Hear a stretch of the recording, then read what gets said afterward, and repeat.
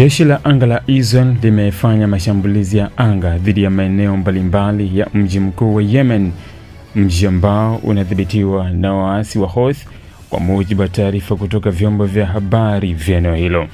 Mashambulizi hayo yaliyofanyika hii leo Septemba 25 mwaka 2025 yameelezwa kuwa kati ya makali zaidi kuwahi kushuhudiwa katika mji huo kwa muda mrefu. Shambulio hili limekuja saa chache tu baada ya shambulizi la droni isiyo na rubani ambalo lilitekelezwa na kundi la Houthi katika mji wa Eilat kusini mwa Israel. Shambulizi hilo jana lilisababisha majeruhi wapatao 20, wakiwemo watu wawili walioumia vibaya.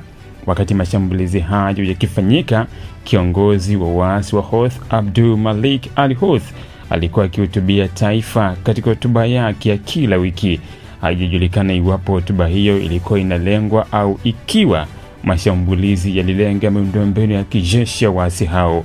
Kwa mujibu wa wakazi wa Sanaa, milipuko mikubwa ilisikika kwa muda mrefu na moshi mzito ulionekana ukipanda angani kutoka maeneo yaliyolengwa.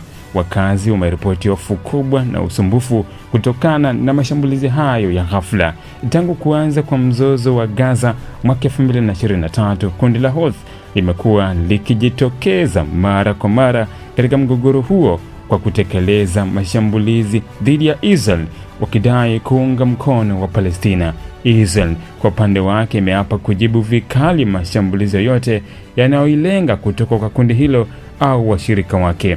Hadi sasa kuna tamko rasmi kutoka kwa maafisa wa Israel kuhusu mashambulizi hivi karibuni, lakini wachambuzi wanaona kuwa ni sehemu ya hatua kali za Israel kujibu vitisho vinavyotoka nje ya mipaka yake.